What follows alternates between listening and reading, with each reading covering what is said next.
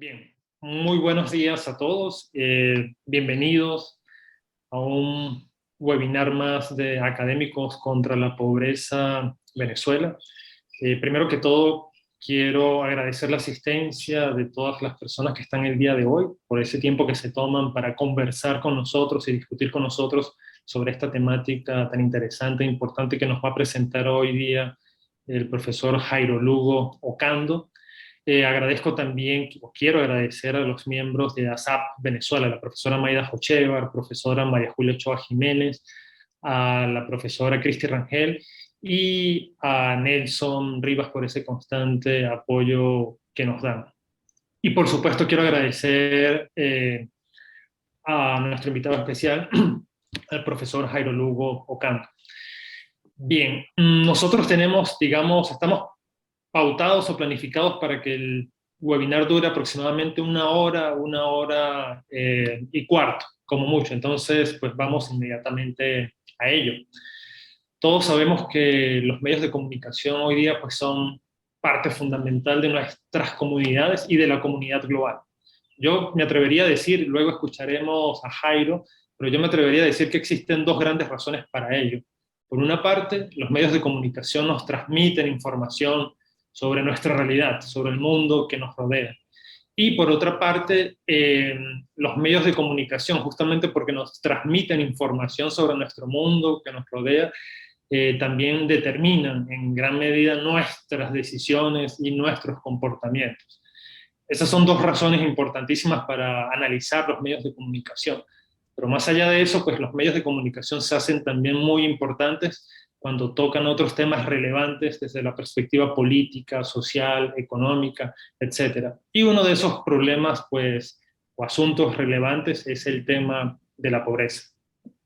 Entonces, para hablarnos sobre esa relación, medios de comunicación, pobreza, en el caso concreto de Venezuela, tenemos hoy como invitado especial al profesor Jairo Lugo Ocando. Él es licenciado en Comunicación Social, mención Periodismo Impreso de la Universidad del Zulia, se doctoró en la Universidad de Sussex y obtuvo un máster de la Universidad de Lancaster en estudios en medios de comunicación y relaciones internacionales. Actualmente, él es director de posgrado, así como profesor residente o catedrático en la Northwestern University en Qatar. Ha sido profesor asociado y subdirector de la Escuela de Medios y Comunicación de la Universidad de Leeds, director del programa de maestría en Periodismo Global de la Universidad de Sheffield. Antes de entrar en el mundo académico, también el profesor Ocando fue redactor jefe de noticias del diario La Verdad de Venezuela y trabajó como periodista y escritor independiente para varias organizaciones de noticias en Venezuela, Estados Unidos, Perú y Colombia. Jairo tiene una vasta bibliografía sobre esta temática de pobreza, medios de comunicación, pero además sobre otras temáticas asociadas. Entonces, yo consideramos que es una persona bastante idónea, o más que idónea, para hablarnos sobre este tema. La mecánica será la siguiente. El profesor Jairo nos va a dar una presentación de aproximadamente 20 o 25 minutos. Ustedes pueden ir haciendo comentarios durante la exposición de Jairo y al final, cuando termine la exposición, formularemos algunas preguntas, ideas, etcétera, y podrán ustedes participar libremente levantando la mano y en ese orden pueden ir emitiendo sus opiniones, preguntas, etcétera. Entonces, pues, sin más, yo le doy las gracias al profesor Jairo Lugo Ocando y Jairo, pues, tienes la palabra. Muchísimas gracias, Antonio, y muchísimas gracias a todos los asistentes por permitirme la oportunidad de compartir con ustedes algunas de las ideas sobre el trabajo, ¿no? Comienzo por decir que la presentación de hoy es parte de un libro que estamos escribiendo sobre la pobreza infantil en Venezuela y los medios de comunicación. Así que voy a hablar un poco de eso también. Es un libro que lo tenemos con la universidad, con la imprenta de la Universidad de Nuevo México. Esperamos que salga el año que viene. Y que es un experimento porque lo estoy escribiendo no solo desde el punto de vista académico, sino con elementos prácticos para la cual incorporé a varios periodistas que están como coautores del Pitazo en Venezuela. Entonces es un trabajo interesantes que estamos haciendo, que son parte de las ideas, pero además incorpora, por supuesto, investigaciones, proyectos de investigaciones que he tenido en el pasado, gracias a una cantidad de fondos de investigaciones nacionales e internacionales a los que, gracias a Dios, he tenido acceso, ¿no? Quería también agregar un puntico, Antonio, en mi currículum. Muchísimas gracias por esa presentación que has hecho de mí, pero quería además agregar que realmente mi carrera de periodista arrancó fuerte intelectualmente con el diario Los Andes, que está aquí nuestro amigo Eladio Muchacho. Entonces quería también recalcar eso, porque fue para mí una experiencia muy enriquecedora. Voy a comenzar por hablar de la pobreza y por qué por qué es importante analizar el rol de los medios en la representación y en la articulación de los discursos públicos de la pobreza. Berlstone, en 1952, en el libro aquel que escribió sobre los medios y las relaciones internacionales, creó una frase que es muy utilizada en los estudios de medios, que dice que los medios no son muy buenos para decirle a la gente en qué pensar, pero son excelentes para decirle a la gente sobre qué pensar. Es decir, la gente no te dice, mira, vota republicano o vota demócrata en Estados Unidos. Lo que hacen los medios es que te habla, por ejemplo, de inmigración, y al tener el tema de inmigración, la gente tiende a votar republicano, por ejemplo. O en el caso del Reino Unido, donde yo solía vivir, hablan de inmigración y la gente tiende a votar a favor del Brexit. Es decir, no, si los medios, es muy difícil que los medios te digan a ti, para vota por el chavismo o vota por la oposición, porque así no se convence a la gente, sino haciendo estableciendo más bien una agenda sobre el tema. Entonces, la cuestión en el caso de la pobreza es, ¿por qué entonces es importante que la pobreza esté en los medios? Bueno, porque si la pobreza está en los medios, entonces se genera una agenda pública casi automáticamente. Es decir, la gente comienza a hablar del tema, comienza a discutir del tema, y es mucho más probable que los políticos, los dirigentes políticos que están en el poder, respondan a esas demandas públicas. Eso ha sido muy estudiado en muchas otras áreas, y yo por lo general uso el caso del Reino Unido, donde, por ejemplo, a pesar que el Reino Unido tiene muchos problemas hoy en día y los ha tenido por muchos años, definitivamente la inmigración no es su mayor problema. Hay problemas económicos, hay problemas de desempleo, hay problemas de salud, hay problemas de una cantidad de áreas de seguridad, pero la inmigración realmente, desde el punto de vista sociopolítico, si tú analizas el número, el daño que se puede causar, la inmigración realmente no representa un problema en el Reino Unido. Y sin embargo, es el área donde el Parlamento británico ha legislado más. Es decir, hay 3 veces más leyes sobre inmigración en el Reino Unido que cualquier otra área, que la economía, que la industria, que cualquier otra área, que la salud. O sea, ¿cómo es que un problema que realmente no es urgente para la sociedad se convierta en un problema urgente? Bueno, la explicación para eso es básicamente que los medios tienen un gran rol en establecer la agenda pública y por consiguiente en establecer la agenda política y consecuentemente en establecer la agenda política. Y así comienzo por explicar esto, porque en Venezuela históricamente la pobreza se ha tocado y se ha representado en los medios, pero no en la cantidad que podría ser realmente un impacto en la dirigencia política. Hubo un estudio hace unos 10 años patrocinado por la Fundación Konrad Adenauer, donde se estudió la representación de la pobreza en los medios de América Latina, y Venezuela estaba incluido dentro de la muestra. Y una de las cosas que uno podía ver de la data era que realmente la pobreza ocupaba muy poco lugar en la agenda pública. O sea, pobreza como tal. Nos parece contraintuitivo, porque nosotros pensamos que la pobreza está mucho en los medios, además porque está muy presente en la sociedad. Somos sociedades esencialmente pobres. ¿Por qué los medios entonces están tan poco en los medios? Bueno, primero porque la pobreza no es noticia, porque es tan común, tan prevalente, que no es noticia. Segundo, porque la pobreza, cuando se representa por vía indirecta, es decir, se habla del sector salud, de la inaccesibilidad a comida, pero no se estudia el elemento estructural de la pobreza. Y ahí, dejando eso, es decir, para entender primero que la pobreza como tal recibe muy poca cobertura, y segundo, que la pobreza, por lo general, cuando se cubre, cuando se representa en los medios, se representa por vía indirecta. Por ejemplo, en este estudio que yo mencionaba, patrocinado por la Fundación Konrad Adenauer de hace unos años, se decía, por ejemplo, una cosa que a mí me causó mucha sorpresa, que en el promedio, en el promedio de ese año que se estudió, la empresa Apple, la empresa computadora Apple, recibió más cobertura en esos medios de América Latina que el tema de la pobreza combinada, de forma combinada. Eso habrá cambiado, etcétera, pero ese año, o sea, eso para que tengamos una idea de la poca cobertura que se da a la pobreza. Entonces yo voy a comenzar desde ese punto a empezar a hacer el tema, perdón. Ese, por cierto, es mi Twitter. Si alguien quiere ver, yo muy ocasionalmente, casi a diario, hago Twitter sobre este tema.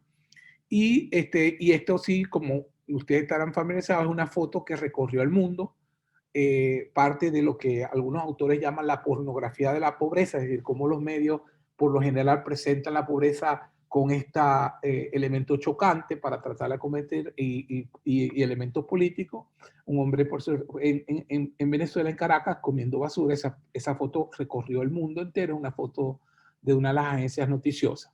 Entonces, vamos primero con el bagaje, que no lo tengo que decir porque aquí todo el mundo es especialista en esta área, pero básicamente ha habido un incremento sustancial de la pobreza, particularmente a raíz de la caída de los precios del petróleo.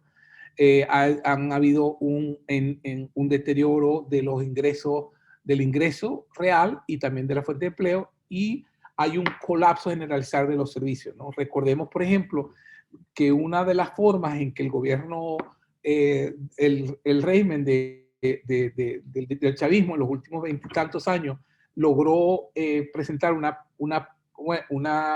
una situación de reducción de la pobreza, fue que en la base estadística se incluyó no solamente el ingreso, como se venía haciendo históricamente, sino los servicios recibidos. Ese cambio estadístico presentó como una mejoría que a través de las misiones contribuyó a estadísticamente presentarle al mundo pues una imagen mucho mejor, una mejora mucho mejor de lo que en realidad fue del ingreso. Además que pues históricamente nosotros sabemos que la pobreza en Venezuela está vinculada al precio de las materias primas, particularmente el petróleo, y cuando se nos dio el boom del 74 y después en el boom del 2004, pues vemos que hay un incremento del ingreso. Sin embargo, pues la situación a partir del 2014 en adelante, algunos desde el 13, pero el 2014, se generó una situación de pobreza mucho mayor y que hasta cierto punto se alivió desde el punto de vista estadístico porque ha habido una inmigración masiva de gente saliendo hacia los países vecinos en América Latina y en otras partes del mundo, ¿no? Pero particularmente en América Latina. La pobreza de Venezuela la agenda sobre la pobreza mediática y política de Venezuela no es nueva, pero no es tan prevalente como la gente dice, o como uno puede creer.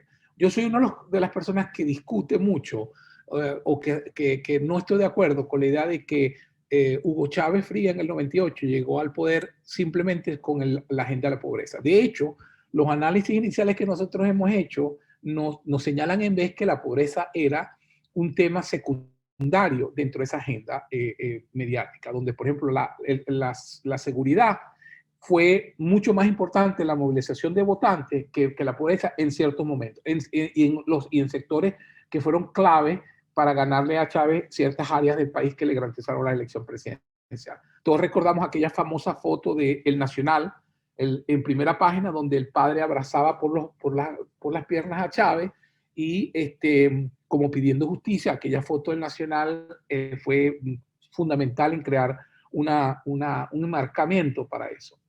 Pero esto va de antes, es decir, por ejemplo, esta es una un famoso comercial de que espero que se vea. Estamos aquí. Me denunciaron porque me iban a poner presa, que yo me iba a poder aquí, por decir la verdad.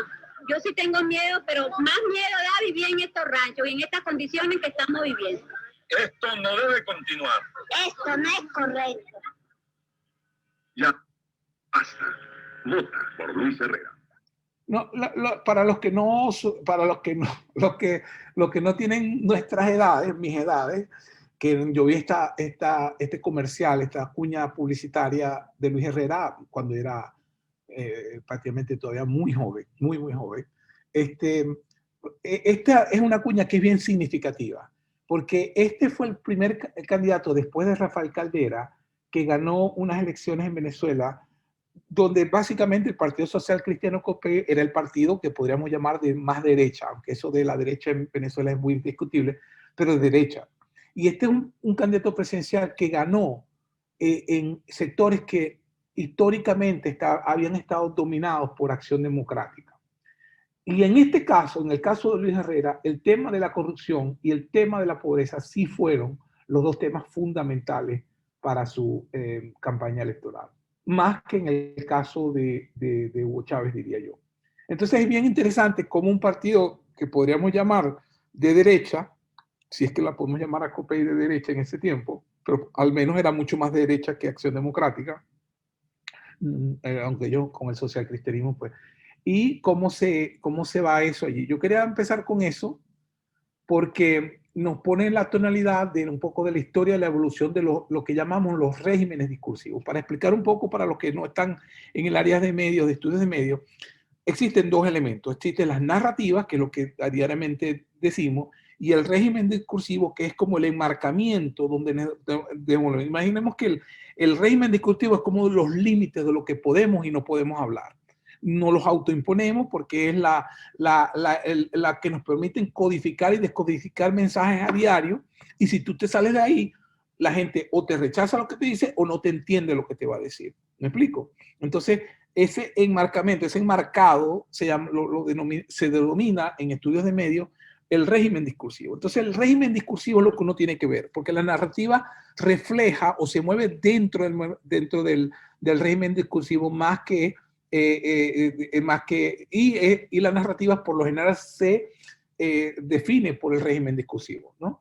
Históricamente, el régimen discursivo, a pesar de lo que mucha gente dentro, por ejemplo, del chavismo dice, que Venezuela era un país de derecha, que no sé qué, eso es muy discutible. Y es discutible porque en Venezuela nunca tuvimos una derecha como tal, o sea, que estuviera en el poder. Desde que Antonio Locado Guzmán, el papá de Guzmán Blanco, empezara a denunciar a los godos, y él que gritaba, y los periódicos, él era periodista, político y militar, y él decía los godos, él básicamente en Venezuela desapareció el Partido Conservador, y lo que tuvimos durante el siglo XIX fue un partido liberal que se fragmentaba entre, como decía Ramón J. Velázquez, liberales amarillos, liberales azules, etcétera. Pero realmente el conservadurismo retórico, lo que llamaba Aristóteles la retórica, el etos, pathos y logos, se limitó. Ese régimen discursivo que convencía se limitó. Siempre Venezuela fue el primer país, por ejemplo, en eliminar completamente la pena de muerte. Yo siempre se lo recuerdo a mis colegas británicos cuando ellos hablan de que Gran Bretaña, fuimos nosotros los primeros que ustedes eliminaron la pena de muerte en 1960, nosotros en el siglo XIX. Esos regímenes discursivos han evolucionado, y pues cuando, por ejemplo, Chávez llega al poder, un régimen discursivo puede ser alterado y modificado no solamente por la actividad periodística, sino por la parte mediática general. Por ejemplo, la famosa novela de Radio Caracas Televisión, llamada Por esta calle, ayudó en ese proceso de definir, convirtió ficción en realidad, o sea, reflejando la realidad, hizo que la ficción definiera también la realidad y los discursos allá, ¿no? Eso también explica un poco por qué Hugo Chávez fue tan expedito en eliminar la concesión a Radio Caracas, no tanto porque no pudiera negociar, sino porque realmente ese era el canal que le hacía ruido en el área de la población y en los temas de la agenda pública que más lo afectaban. Entonces, esas narrativas mediáticas están definidas por discursos, regímenes discursivos que no son fijos y que han evolucionado y han cambiado en las décadas de Venezuela, donde ciertos regímenes discursivos en los medios ha sido en general un tema que se ha tratado en todos los medios, incluyendo, por ejemplo, en el Universal, que es un periódico históricamente de derecha, fue un histórico de derecha. Incluso en ese periódico se trató de forma mucho más progresista de lo que uno ve, por ejemplo, en los periódicos británicos, donde yo también he hecho estudios.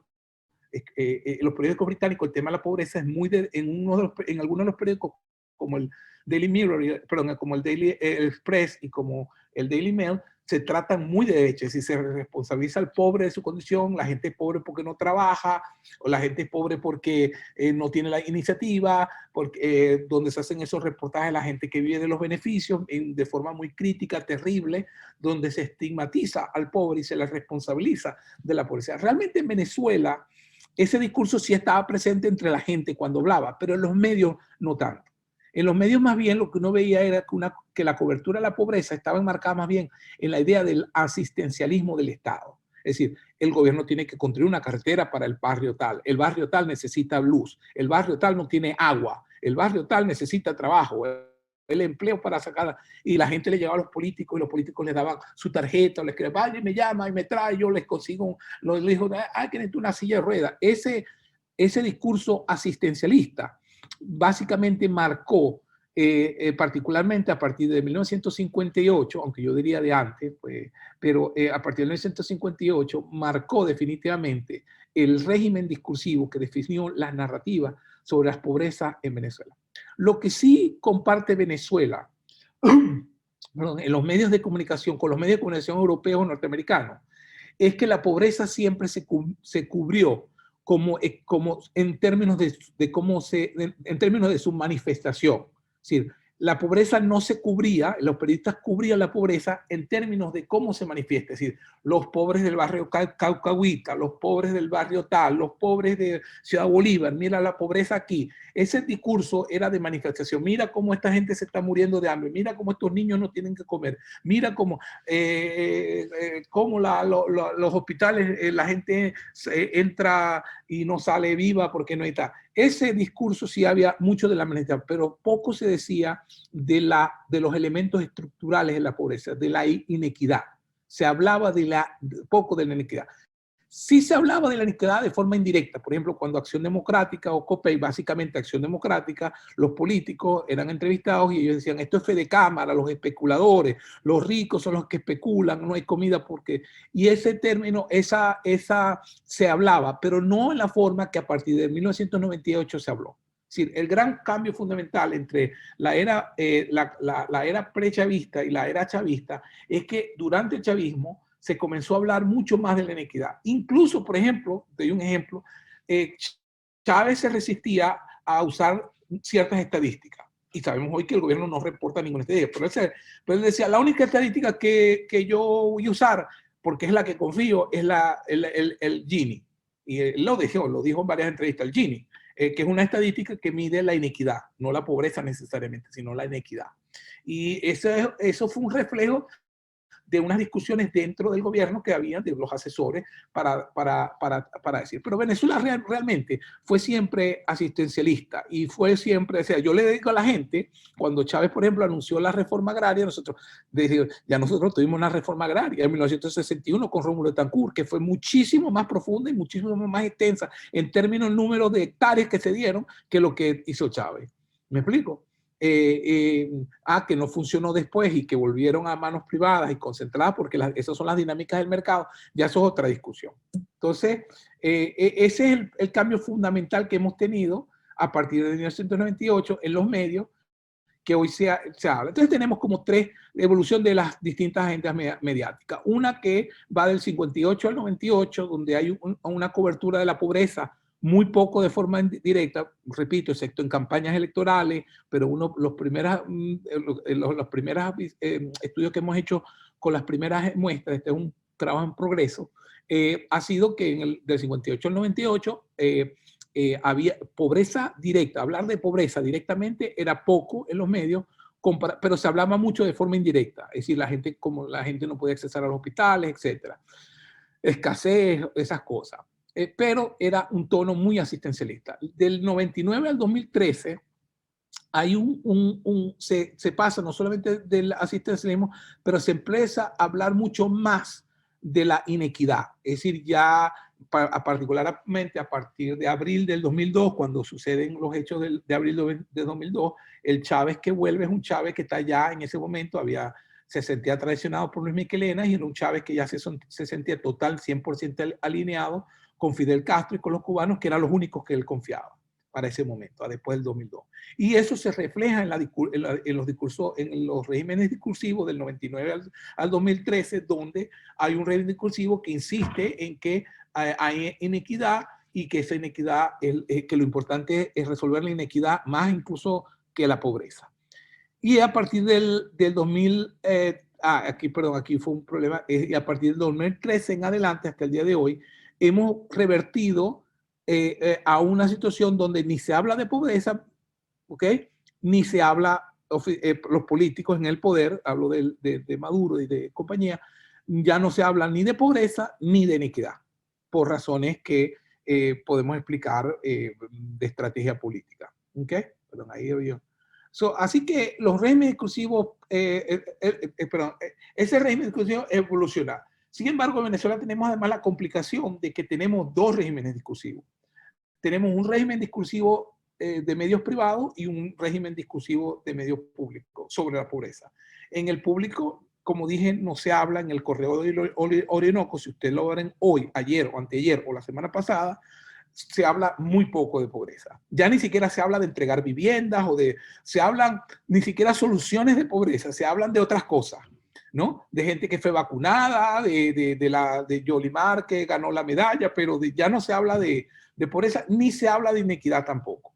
Y en los regímenes discursivos de los medios privados se habla ocasionalmente de pobreza porque es una forma de atacar al gobierno. Es decir, el mayor logro del chavismo había sido supuestamente reducir la pobreza, no erradicarla, a pesar de que Chávez dijo que cuando él saliera ya no iban a haber niños pobres en la calle, pero pues no.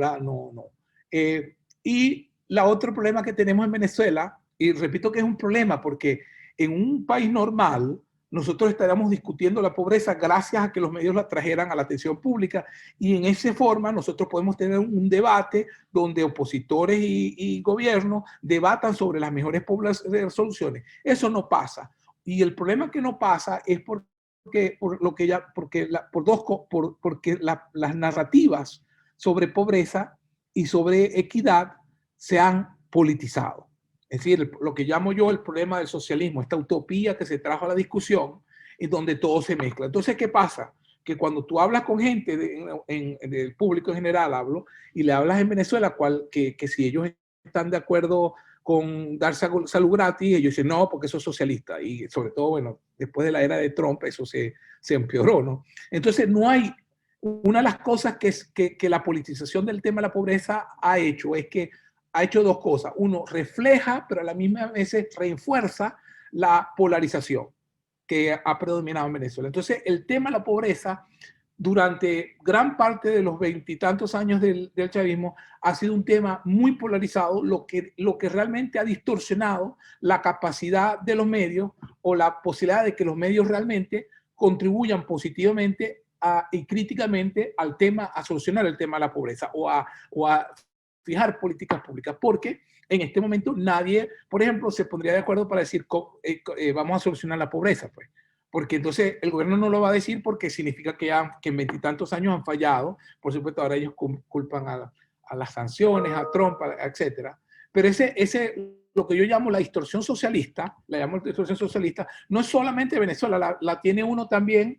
Me estoy pasando de tiempo, la tiene uno también, por ejemplo, en Inglaterra, en Europa, donde uno habla de los sistemas de salud público, donde uno habla de los transportes públicos, del estado de bienestar, y enseguida la gente llega y lo critica porque dicen eso es comunismo, eso ya vienes a hablar de comunismo, y eso realmente no es, ¿no? Y por ejemplo en Estados Unidos usted ve una cantidad de venezolanos que se benefician del estado de bienestar norteamericano y sin embargo por su experiencia, por su resentimiento con el chavismo, rechazan ese tipo de cosas. Y eso le pasa también con todos los norteamericanos, que las encuestas dicen que si el Obamacare es bueno, dicen que no, que es malo, y después cuando le preguntan que si el Affordable Care Act, que es lo mismo pero con otro nombre, con el nombre oficial, dicen que sí que es bueno.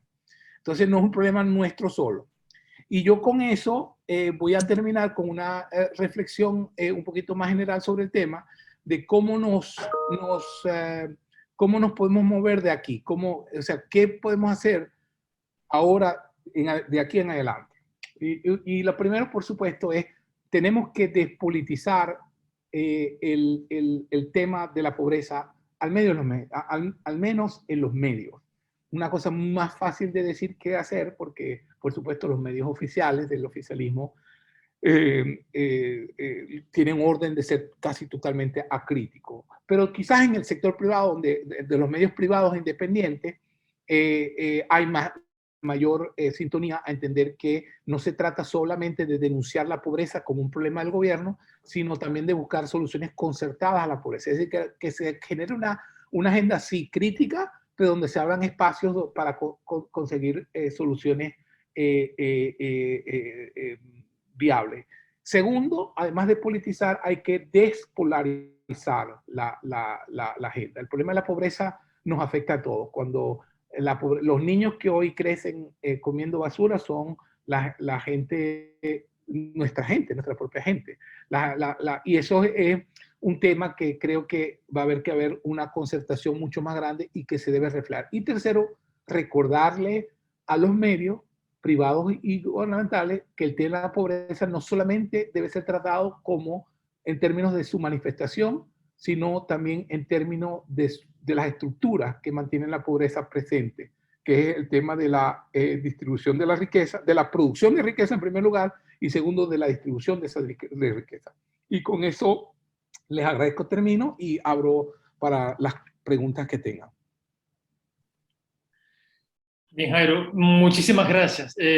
Si quisieras tomarte 5 minutos, yo creo que lo puedes hacer tranquilamente. Yo estaba absolutamente abstraído y fascinado escuchándote decir lo que estabas diciendo. Digamos que en mi caso, por lo menos, traes una nueva perspectiva que nos permite abordar la temática desde una visión diferente y que es beneficiosa, por supuesto.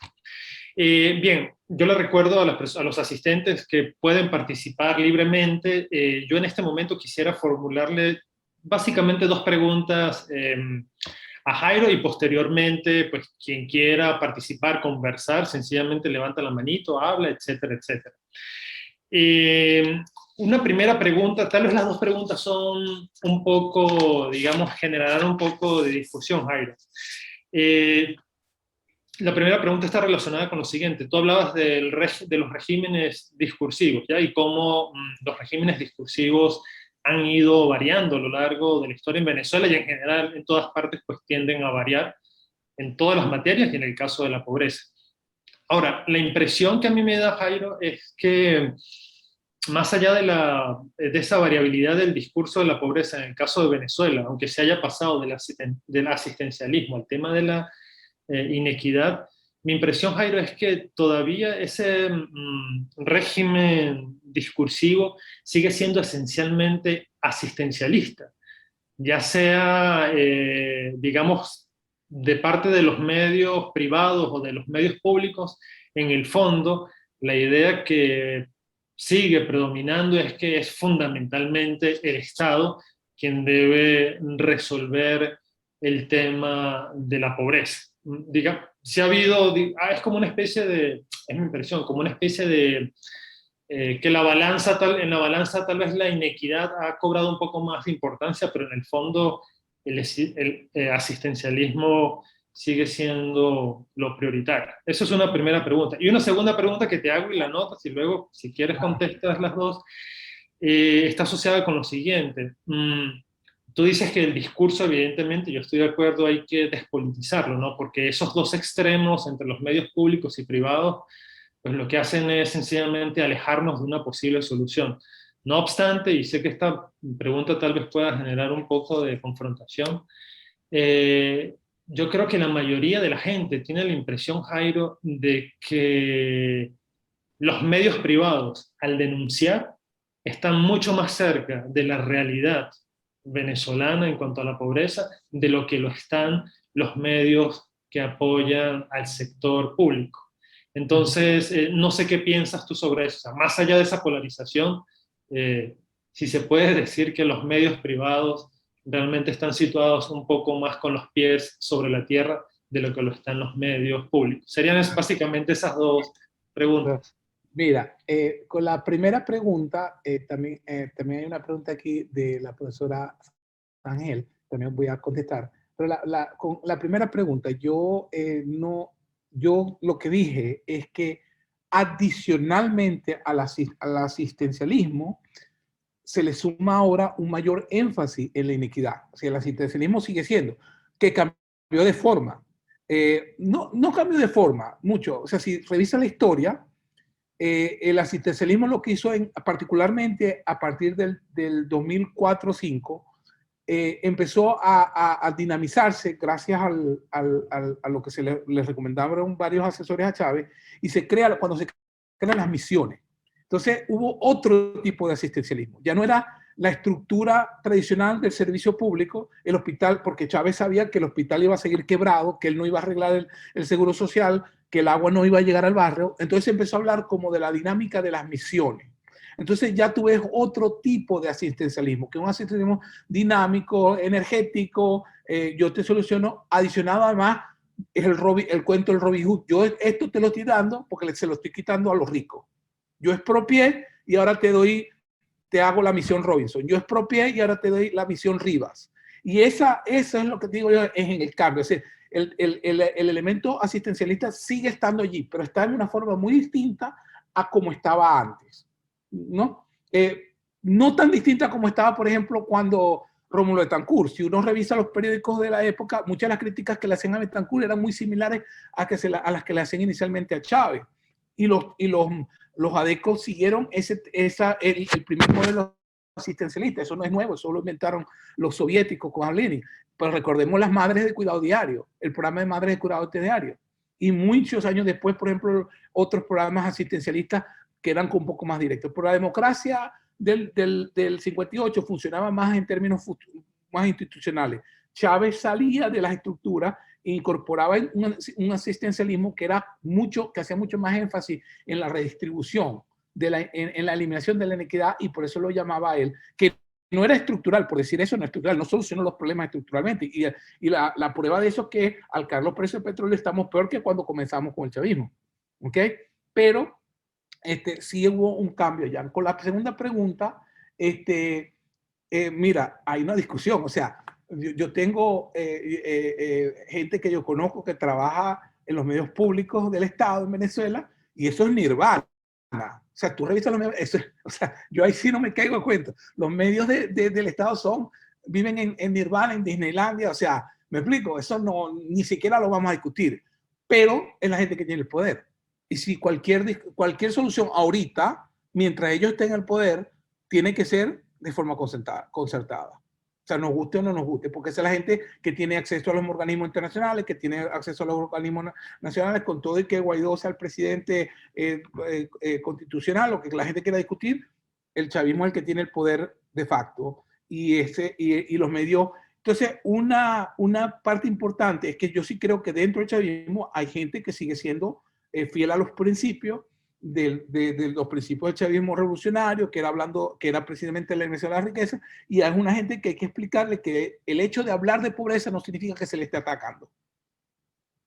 Y que ellos son los primeros que tienen que reconocer la necesidad. Ahora, ¿va a ser fácil? No va a ser fácil, porque los medios del Estado están estrictamente censurados y controlados y manipulados, y bueno, no va a ser fácil, pero hay que intentarlo.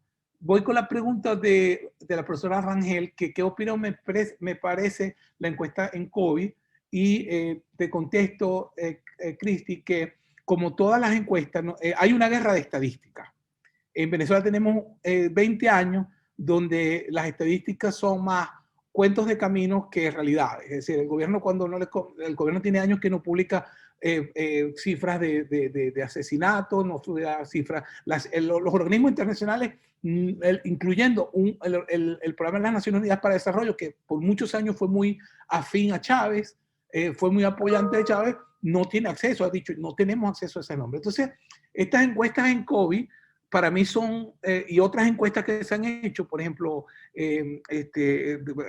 con la Universidad Católica Andrés Bello, etcétera, que son esfuerzos muy importantes en un país donde se necesita data, mucha data, pues son desestimadas rápidamente por el gobierno porque se les asigna un valor político y esa es la forma de desestimarla, ¿no? Creo que lo bueno de algunas encuestas como la de COVID o de otras encuestas es que, no necesariamente de COVID, pero de otras encuestas que se han hecho sola por eso en Venezuela, por ejemplo, del profesor España, de la UCAP, etcétera, es que nos dan alguna luz, porque es que no tenemos nada, no sabemos nada de lo que realmente está pasando en Venezuela. Desde el punto de vista estadístico, ¿no? Estadística, por cierto, es la otra área que yo investigo bastante. Si ustedes ven mi investigación, mi agenda de investigación, mis libros son como 11 libros, quizás la mitad es de pobreza y desarrollo y la otra mitad es sobre estadística y sobre el uso de las estadísticas y la creación de estos regímenes discursivos. Por eso es que hablo con propiedad sobre esos temas, ¿no?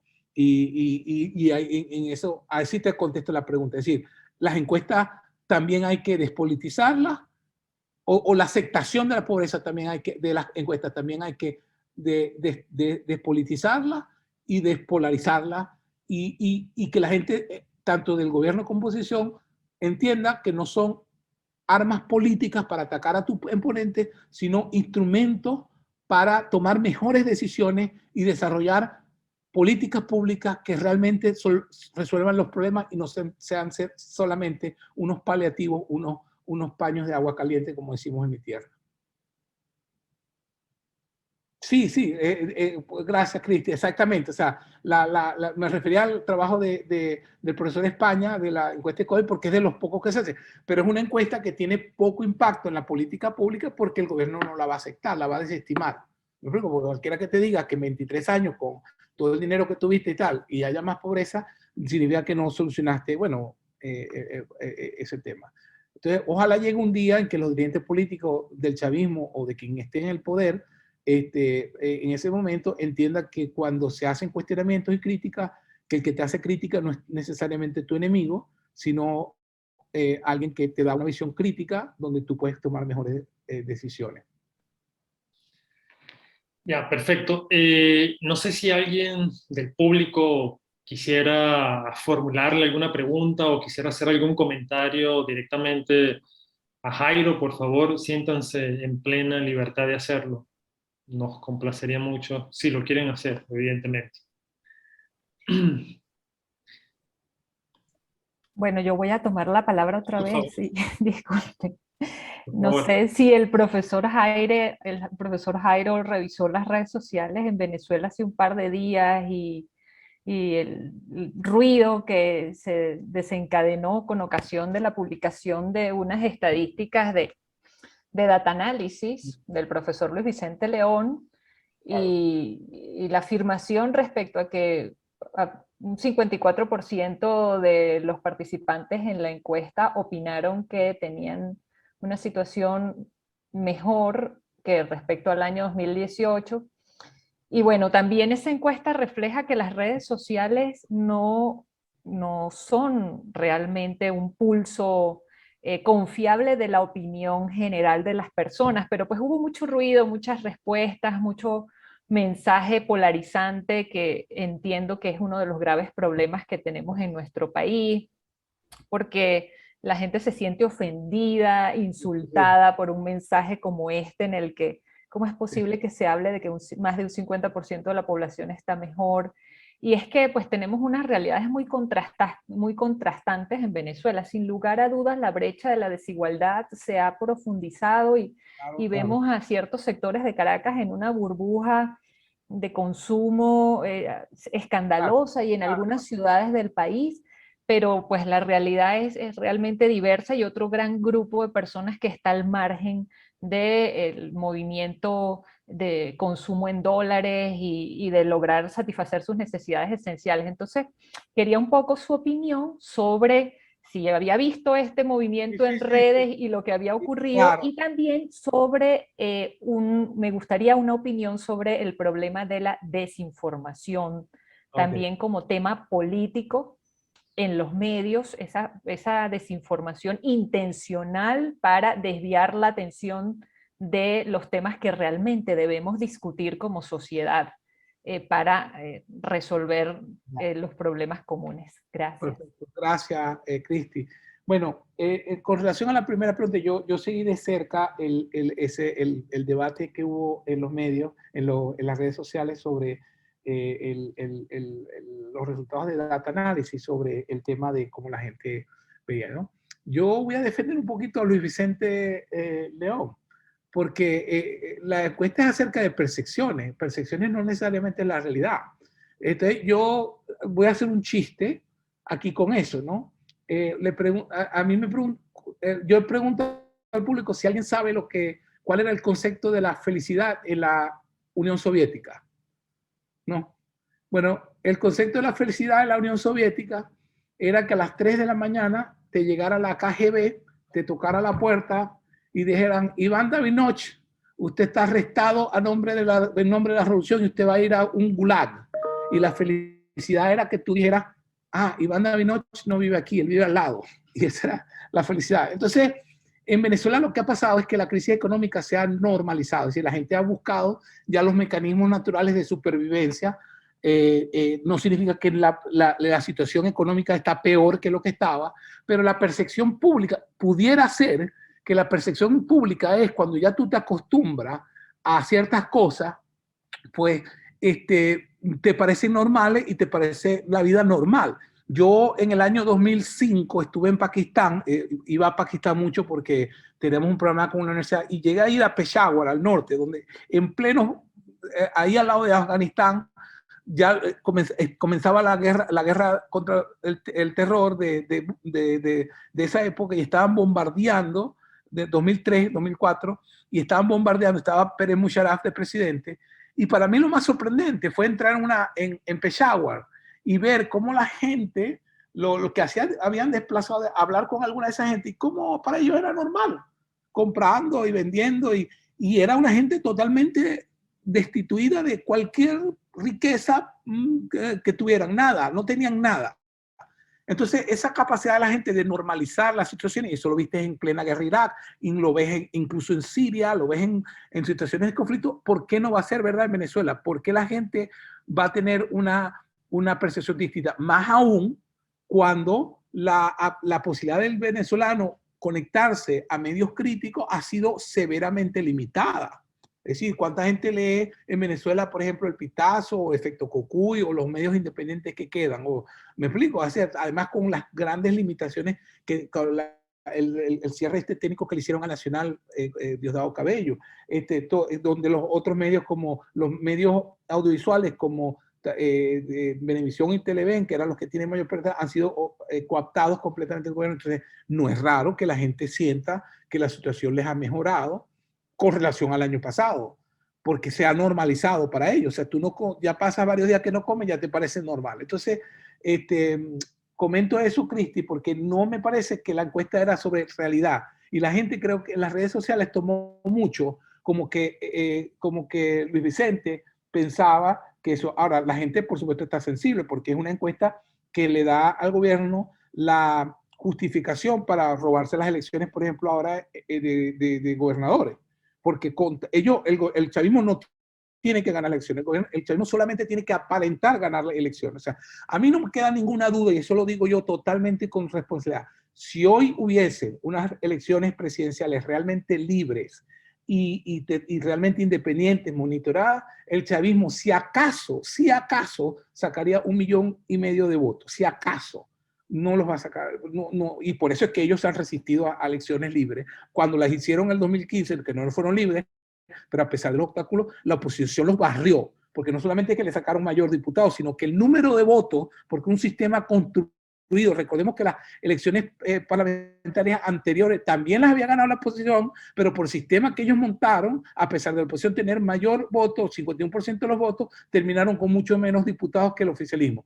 En el 2015 terminaron con mucho más diputados, pero sacaron muchísimo más votos. Es decir, a mí no me queda duda que hoy en día el escenario sería unas elecciones independientes realmente libres, el chavismo desaparecería y sería además lo mejor que pudiera pasar, porque si al chavismo lo sacan por la fuerza, que mucha gente puede desear eso, lo van a convertir como el peronismo, como pasó con los sandinistas, que regresan después de forma camuflada. Yo en eso no tengo ninguna duda que el chavismo no ganaría unas elecciones presidenciales libres y abiertas en este momento. Quizás en este momento se apoderen de la mayoría de los alcaldes y de los gobernadores por una cantidad de razones que tardaremos horas en explicar. Yo no soy un analista político, pero mi profesor en Luz, Luis Enrique Finol, el profesor Finol hizo una serie de análisis en la época, en el 98 recuerdo, donde incluso en esa época el chavismo realmente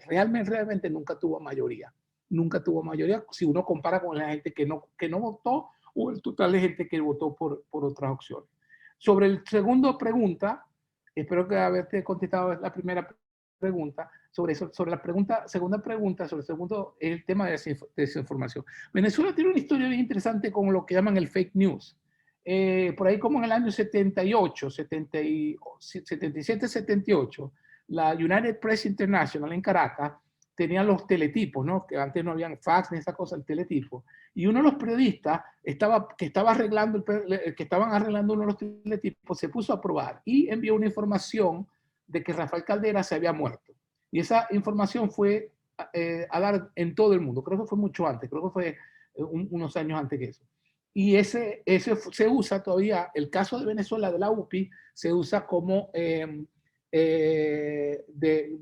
uno de los casos que se usa mucho sobre, como de los tiempos iniciales. La desinformación existe de los tiempos romanos.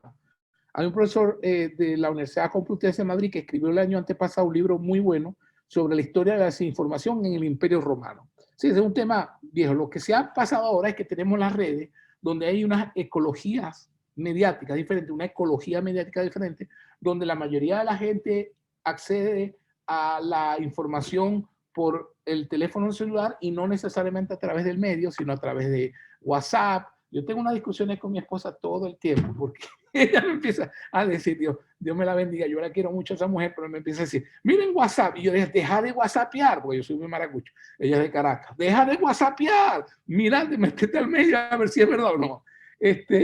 Entonces, por supuesto, lo que tenemos ahora es una ecología mediática que es mucho más diferente. Y en el caso de Venezuela es hiper diferente. Es decir, ahí la dependencia en el WhatsApp, la diferencia en las redes es mucho más poderosa porque ya los medios tradicionales que todavía existen en gran parte en Estados Unidos, como CNN, el New York Times, que todavía pueden imponer agenda pública, en Venezuela no. En Venezuela la ecología mediática está totalmente fragmentada. Esa estrategia, por cierto, no es una estrategia, no fue una estrategia,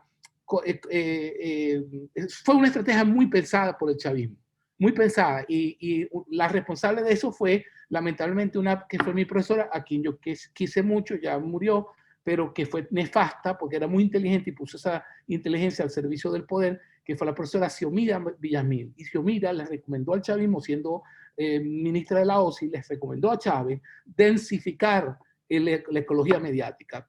Por eso que cuando ellos tomaron Conatel y empezaron a dar licencias a granel a todo el mundo para radio, era un proceso de densificación. Esa densificación no solamente que ha continuado sobre los años, sino que además se ha acentuado por el hecho que los medios privados o han desaparecido o no tienen recursos para papel, y es decir, que la hegemonía que los medios privados, lo que los medios tradicionales privados tenían sobre la creación de agenda pública ha básicamente desaparecido. Y hemos ido de un monopolio, de una hegemonía privada que era muy criticable y muy cuestionable, ya podemos discutir como lo ha hecho mucho, por ejemplo, el Centro Gumilla en Venezuela, que hicieron un trabajo extraordinario histórico, a una lo que llamo una hegemonía caótica del chavismo. El chavismo no tiene poder hegemónico, pero tiene el poder de crear duda y dispersión, que es suficiente para impedir que haya una agenda central. En ese proceso, el chavismo puede introducir elementos mediáticos de desinformación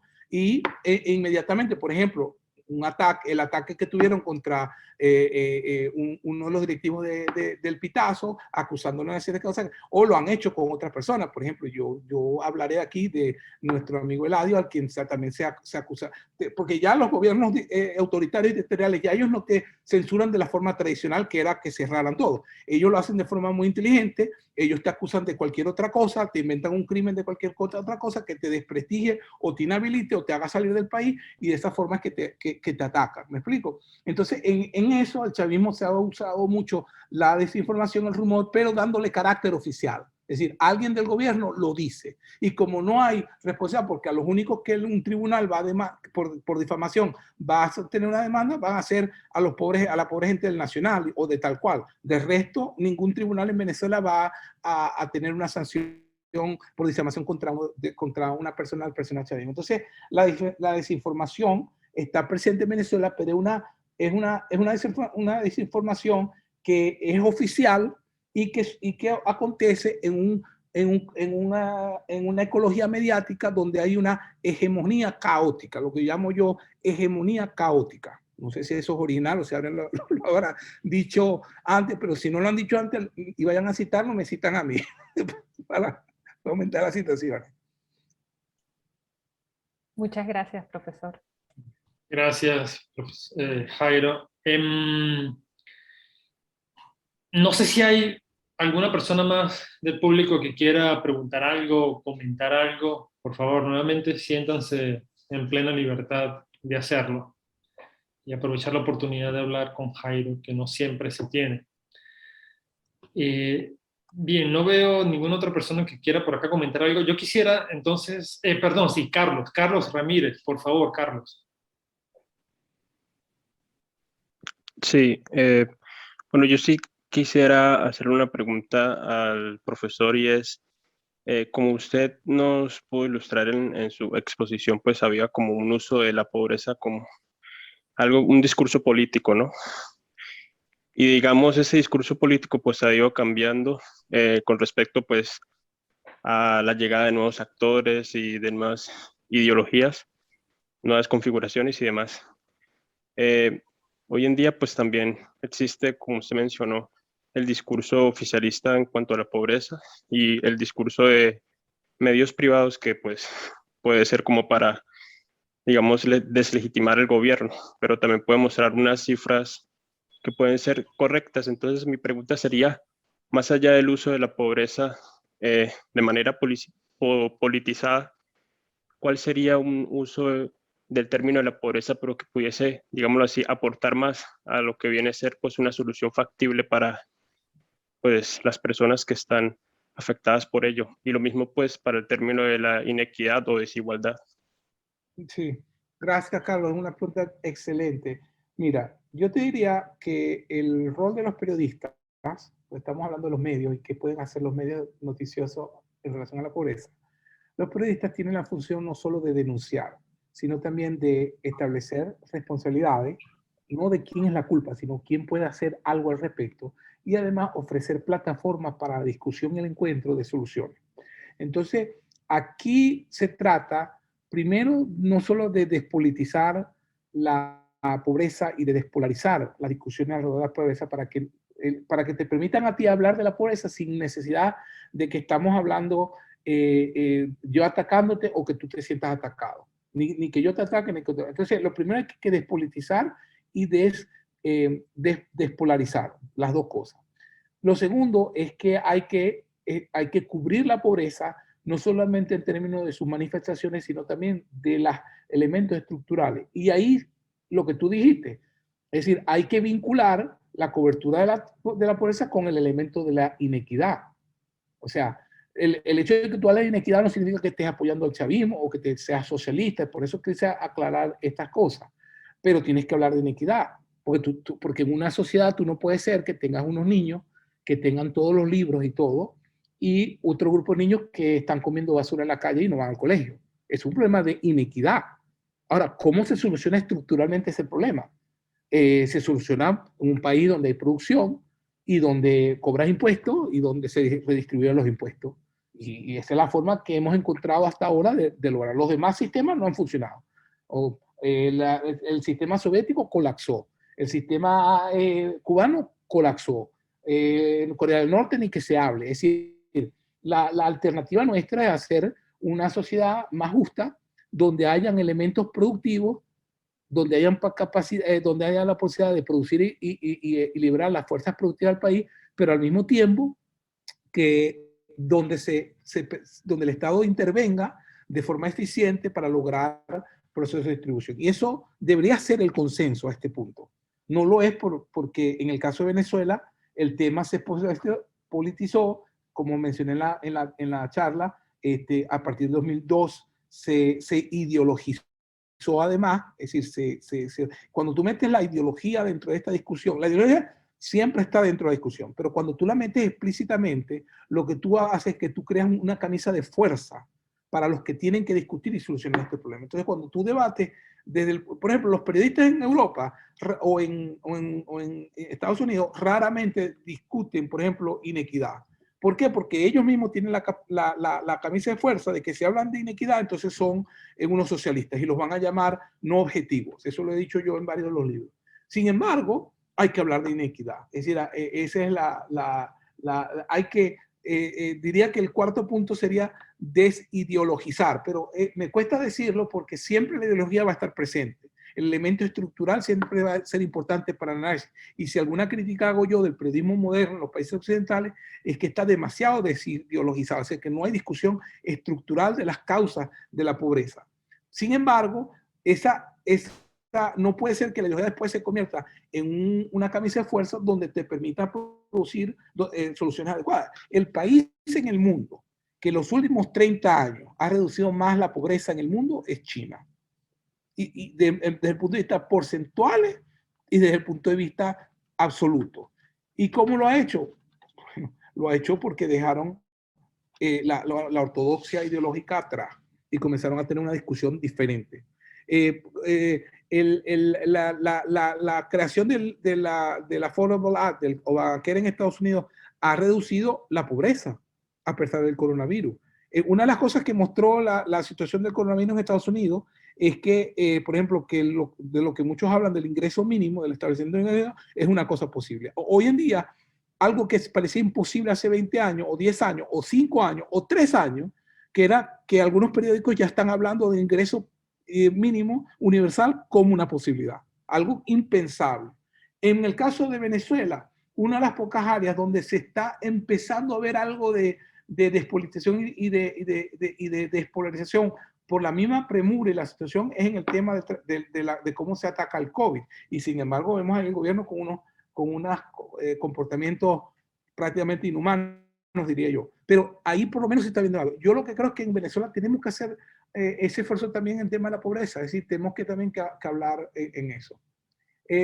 María me pregunta si son confiables las estadísticas sobre la pobreza en China. Mira, María, yo te diría que es muy probable que la reducción de la pobreza en China sea exagerada, es decir, que haya una exageración en la cifra. En eso yo no creo que podría ser así. Además porque es un gobierno que es oscuro en términos de cómo presenta muchas de sus cuentas, etc. Pero sí ha habido una mejoría. En los últimos 10 años, yo viajaba a China todos los años. Y uno también veía, o sea, desde el punto de vista anecdótico, también veía el cambio, ¿no? China ha reducido la pobreza por vía de la generación de una economía de mercado que ha crecido muchísimo, no por los problemas sociales. Y te lo aclaro, María, la gente no sabe eso. Si tú eres hoy en día un ciudadano chino que vives en Beijing, tus hijos y tú no tienes acceso a salud gratis en China, en la China comunista, entre comillas, no tienes acceso a salud gratis y no tiene, tu hijo no tiene ni siquiera el kindergarten gratis. Es decir, tu niño, en China solamente es gratis para la gente que vive en el mismo pueblo en el que ellos nacieron. Si tú te mudas de pueblo y el 90% de la gente de China se muda, ya pierdes todos los derechos comunistas que tenías. Si la mayoría de la gente en China no tiene los elementos básicos gratuitos que tienen, por ejemplo, los norteamericanos. ¿Me explico? O sea, la reducción de la pobreza en China no ha ocurrido porque el gobierno chino ha tenido políticas efectivas realmente para reducir la pobreza. La reducción de la pobreza en China se ha reducido por la vía del capitalismo que ellos tanto han denunciado. No sé si te contesto esa pregunta, María Julia, pero la podemos seguir conversando. Bien. Jairo, yo tendría una pregunta, no sé, si no hay otras preguntas adicionales, yo tendría entonces una última pregunta antes de despedirnos, ¿sabes? Que ya, digamos, pasamos un poquito el tiempo. Y es la siguiente: hasta ahora hemos hablado de la relación pobreza-medios de comunicación en el caso de Venezuela, es decir, nos hemos centrado en el ámbito nacional. Pero mi pregunta, Jairo, es ahora, ¿cómo son, o si existen estudios que tú hayas visto sobre cómo son esos regímenes discursivos y esas narrativas de pobreza en Venezuela, pero vistas desde el ámbito global, es decir, los medios internacionales? Claro. ¿Cómo se ha manifestado esa relación o ese discurso de la pobreza sobre Venezuela en el ámbito global? Evidentemente, Antonio, es un tema interesantísimo que en sí mismo requeriría uno de estos seminarios solamente para ese tema, ¿no? La profesora Anna Belger de la Universidad de Glasgow hizo un estudio en este sentido hace varios años. Julia Buxton de la Universidad de Berkshire en Londres también hizo un estudio en este tipo, en este mismo área, ¿no? De cómo los medios internacionales, y hay varios estudios, Eric Gallagher de la Universidad de Galloway en Irlanda también ha hecho unos estudios en esto. O sea, ese es un estudio, ese de hecho una de las áreas sobre Venezuela más estudiadas, porque evidentemente muchos académicos son gente de izquierda, entonces inicialmente en 1999 vieron con mucha simpatía al chavismo. Yo me salgo de ese grupo porque ese fue el año que yo me fui cuando él ganó, pero, y a propósito, pero entonces ha habido mucho estudio en esa área y la pobreza fue un elemento central. Yo me concentré en hablar de los medios en Venezuela porque era el tema que me quería concentrar. En Venezuela dije que para Chávez, por lo menos los primeros 2 o 3 años, o por lo menos en las elecciones del 98, la pobreza no fue el tema central.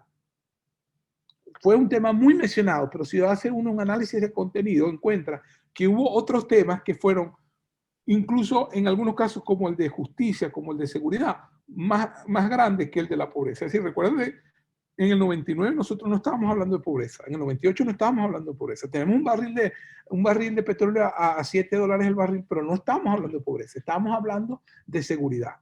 Estamos hablando, por lo menos, las masas que se movilizaban a votar, ¿no? Porque los procesos de cedulación masiva que se produjo bajo el chavismo después no existían. Mucha gente en Venezuela no tenía ni siquiera una cédula para votar. Entonces, el tema en Venezuela de la pobreza fue un tema muy importante, no me malentienda, pero no fue uno de los temas, no fue el tema único que tuvo Chávez para ganar la elección. Afuera sí fue.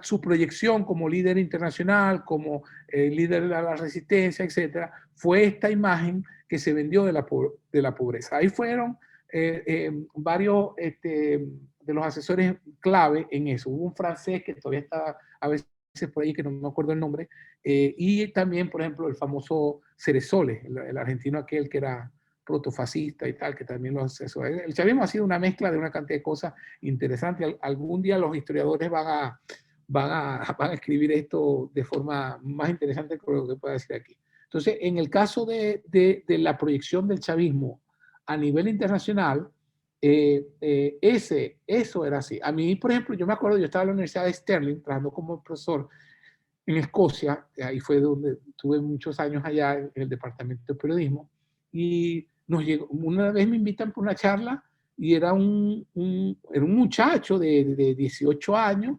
de Petare, que el chavismo lo mandó porque él era miembro de una de las misiones. Y ellos mandaron este tipo de embajadores. Y este era un muchacho de barrio, humilde, incluso muy buena gente, pero era un muchacho que el chavismo mandó a hablar a una universidad escocesa, en la mitad de la nada. O sea, si tú vas a Sterling, eso es en la mitad. Imagínate eso. Eso lo hizo el chavismo, pero a gran escala. Entonces, ellos tuvieron siempre muy claro que la proyección de ellos internacionales eran venderse como estos paladines de la justicia y tal. Y por eso, sectores críticos que en el pasado hubiese sido gente clave para denunciar al chavismo en la violación de derechos humanos, en los niveles de corrupción, fueron en cambio muy protectores del chavismo, además de la gente que se benefició, ¿no? A mí Tarek Ali cobraba como asesor del Oliver Stone, cobraron como asesores de Telesur. Yo escribí varios artículos sobre esto, y si Diosdado me quiere demandar, aquí estoy Diosdado, venme, que te dé el número ahí para que hables con mi abogado, pero otros que realmente nunca se beneficiaron del chavismo siguieron apoyando al chavismo por muchos años. Por ejemplo, Chomsky, Noam Chomsky, fue un apoyador del chavismo. Noam Chomsky solo se le voltea a Chávez cuando pone en presa a la juez Alifuni, Alifuni, ¿qué se llamaba? A Fiuni, y en parte porque la comunidad judía de Nueva York se moviliza y le va a Chomsky y le dice, mira, ¿qué estás haciendo si esta juez es parte de nuestra comunidad? Esto es mentira. Y ahí es que Chomsky escucha a alguien. Pero Chomsky apoyó y todavía medio apoya al chavismo, aunque ya no de forma vociferada. Entonces, una de las razones que ellos lograron galvanizar ese apoyo internacional fue por vía de proyectar esta agenda de los paladines